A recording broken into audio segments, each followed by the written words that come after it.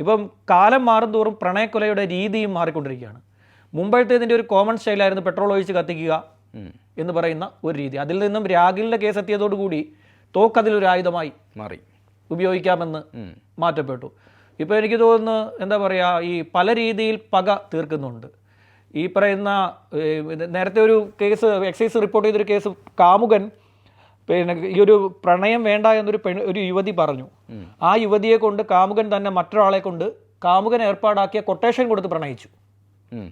Quotation കൊടുത്ത് പ്രണയിച്ച ഒരു കഥയുണ്ടായി. ഈ കുട്ടിയെ, ഈ പറയുന്ന യുവതിയെ ഡ്രഗിന് അഡിക്റ്റ് ആക്കി കളഞ്ഞു. കേരള എക്സൈസിൻ്റെ ഹിസ്റ്ററിയിലുള്ള ഒരു കേസാണ്. വേറിട്ട ഡിഫറൻ്റ് ആയിട്ടുള്ള കേസാണ്. അതിൻ്റെ നമുക്ക് ഹിസ്റ്ററി പറയാം, നമുക്കൊരു സ്പെഷ്യൽ കേസായിട്ട് എടുക്കാം. എല്ലാം കൂടെ അങ്ങ് പറഞ്ഞു കഴിഞ്ഞാൽ എല്ലാം കൂടെ അതിൻ്റെതായ സീരിയസ്നെസ് ഉള്ളത് കൊണ്ടാണ്. കഥകൾക്ക് പശ്ചാത്തലത്തിൽ പന്നമില്ലല്ലോ.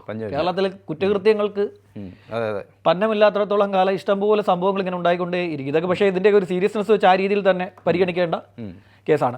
ഈ കുട്ടിയുടെ ഈ കേസിലെ ദൃക്സാക്ഷി എന്ന് പറയുക, ഐ വിറ്റ്നസ് എന്ന് പറയുന്നത് ഈ കുട്ടിയുടെ മുത്തച്ഛനായിരുന്നു. പക്ഷേ അദ്ദേഹം ദൗർഭാഗ്യവശാൽ അദ്ദേഹത്തിൻ്റെ ഈ ഹൃദയ സംബന്ധമായ അസുഖങ്ങളും വാർദ്ധക്യപരമായിട്ടുള്ള അസുഖങ്ങളും ഉള്ളതിനാൽ അദ്ദേഹത്തിൻ്റെ വിചാരണ ആരംഭിക്കുന്നതിന് മുമ്പ് തന്നെ അദ്ദേഹം മരണപ്പെട്ടു.